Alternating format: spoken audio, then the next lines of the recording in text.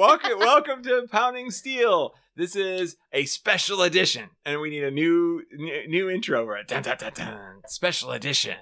No, we don't.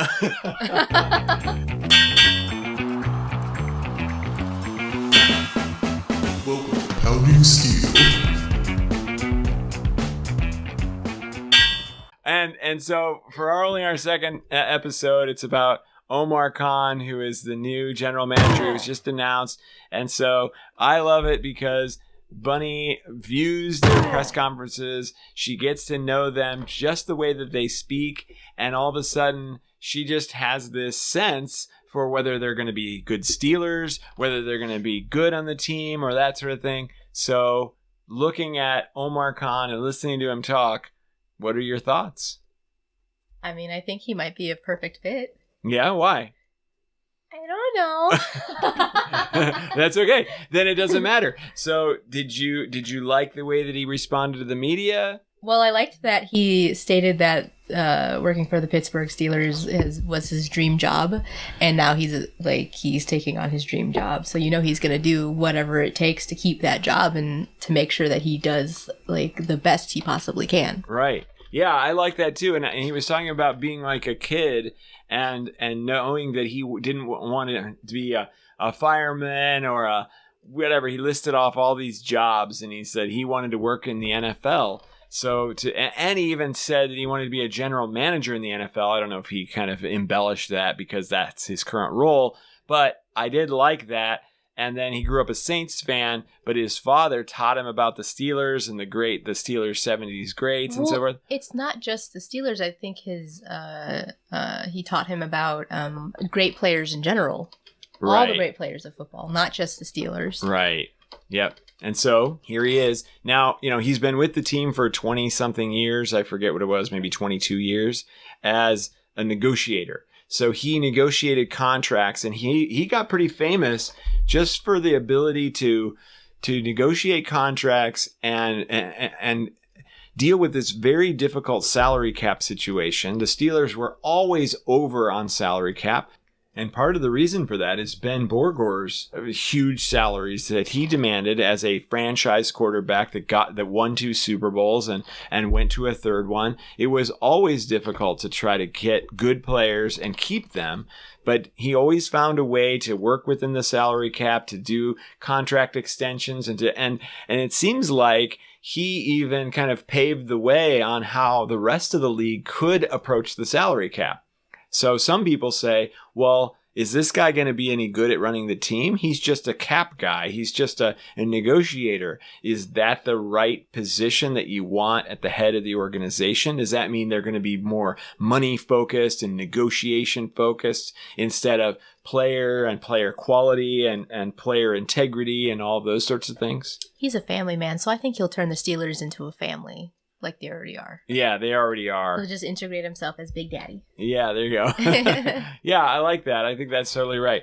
And what the other thing that I've liked is that he's hired a couple of scouts underneath him, some from outside of the organization, including a guy from Philadelphia, who they actually interviewed to be general manager, and he ended up taking the role of assistant general manager with the idea of focusing on the scouting side. So I thought that was kind of a cool move.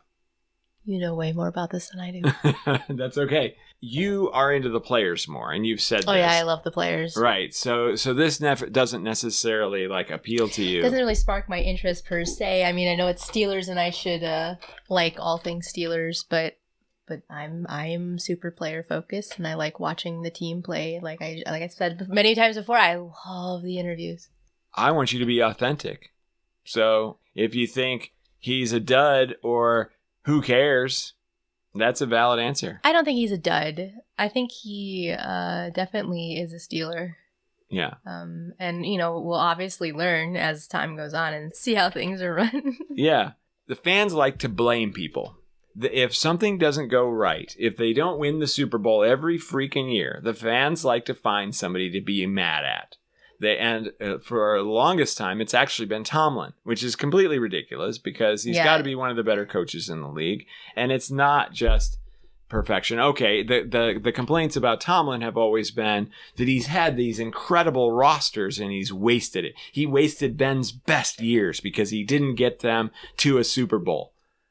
Well, there's so many factors involved. I mean, the players are also responsible for getting themselves to a Super Bowl. Yes. The coaches are also responsible, not just Mike Tomlin, but the offensive line and defensive line coaches are also responsible for, everybody's responsible. I mean, that's what the Steelers are. They're this family, and they each take responsibility, and they never let anybody take the fall for anything that goes wrong. That's right.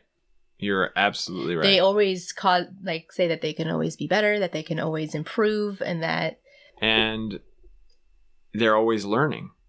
And now that Ben Borger's not there, like, not the knock on Ben Borger, but have you seen Tom Brady?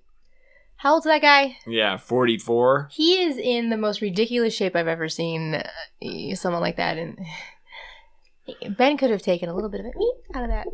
He could have. Probably should cut that out. No. Oh, yeah. They're going to think I hate Ben. So? I don't hate Ben. I love Ben. He's my favorite. I cried when they had that, like, who made that thanks for whatever amount of years? Was it Yins? It might have been, it's Ginsburg. Yeah, I think it was Ginsburg. Yeah, I cried so much. Yeah. And you weren't even there for all those years. No, I you were wasn't. only there for 1 year of it. But I'm super thankful that I was able to see 2 live games. Yeah. And one was like really right on the field, and yeah. At one point when it was really quiet, I was like, "You can do it, Ben Borgor." When everybody else was dead silent, I guess I didn't get the memo that you're not supposed to talk. Oh, right. So they were on offense, and yes. the crowd is quiet, and you yelled out. That's great. Yeah, you remember that? Yes. That was ridiculous. Yeah, it was great. And then I was like, "Woo! What did I do?" I'm like, why is nobody else cheering? Oh, because you're not supposed to. Yep, new football fan, new Steeler fan. That's our cat. He's not supposed to be part of this. He is black and gold. He's got mostly black with yellow eyes. He's a Steelers cat. Yeah, he is. Thumbs up or thumbs down on Omar Khan as general manager? I really don't have an opinion. And so we're just going to have to see what happens. I think that's a valid answer. answer. It's not a thumbs down. No, it's not a thumbs down. By any means. No. Yeah, I'm excited to see what it is. I'm hopeful. I think I like the way Kevin Colbert did interviews a little bit better than Omar does, if we're only looking at it from an interview perspective. I don't know if I've ever watched an interview with him. Yeah, you've watched a little bit with him. He has kind of the high squeaky voice, and he sat next to Tomlin a lot. I don't remember squeaky voice. and he really kind of tries to answer the question with pause and expertise, but at the same time he doesn't say anything. He doesn't give anything away. So Omar seemed a little bit more uncomfortable in that role, which I'm sure he would be, because when has he ever stood at a podium and answered questions? Oh yeah, but I wonder if Tomlin will teach him the ways. Like, he teaches all the players. Right, that's those very players likely. know how to talk. Like TJ, no bullshit. He always has like this straight face. Mm-hmm. Completely serious, it seems like. Right. While his brother is more of a goof, like the older brother, like JJ. Oh, he's I'm more sure of a TJ goof. is too. When it comes to speaking to the media, most of the players get this space, and they know what to say. They've been coached on what to say, what not to talk about. Yeah, that's true, except that I feel like Najee's a little different. Like, Najee doesn't give it a shit. Oh, he's a little spicy. Yeah, he's okay with giving people some trouble for asking questions. Like, he calls people out. Like, you didn't do your research? Like, what are you talking about? It wasn't like that at all. I didn't carry the rock that much, or whatever he said. It's always, he is not afraid to be controversial, unlike the rest of them. Yeah, unlike the rest of them, you're absolutely right. Even Tomlin, like, I loved when that one time when Tomlin was like, any more questions, just walked off, because he didn't like being asked, are you going to be taking a college job? Right, yeah. Never say never, but never. Yeah, and he was like, goodbye. Yeah. Bye forever. Okay, well, great. I feel really good about this. A little update. I hope everybody else enjoyed it, and now they can watch what happens with Omar Khan and his new people. I hope that they interview some of the new folks, like the guy from Philadelphia who's going to come in and be the assistant, so we can learn a little bit more about him. But, the things that go on up in the front office are really things that we don't know much about at all. We know a lot more about the players because we see them on the field, we see them in practice, we see them being interviewed. In the front office, we don't see them on the field, we don't see them in practice, and we don't see them being interviewed. So we have no freaking idea what goes on except the feeling that it is like a family atmosphere. I'm actually hoping for more player interviews, of the more seasoned players.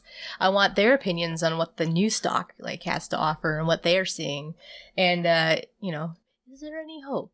Yeah, right. Absolutely. Yep. I look forward to that too. And they usually do ask those questions of the veterans, but it probably won't be a lot of that until training camp starts. That sucks. I really wanted to see some of that. I really want to know what they're all thinking, and I really want to know if they're driving really well, which it sounds like they're doing amazing things, because it sounds like everybody's taking on a leadership role and helping everybody out, and that's true family. Yeah, it is. The Steelers are true family, and I don't know if you find that with any other team. Yeah, I don't know, and I don't follow the other teams as much as I follow this one. I'm sure it does exist, but it definitely is a prominent part of being a Pittsburgh Steeler.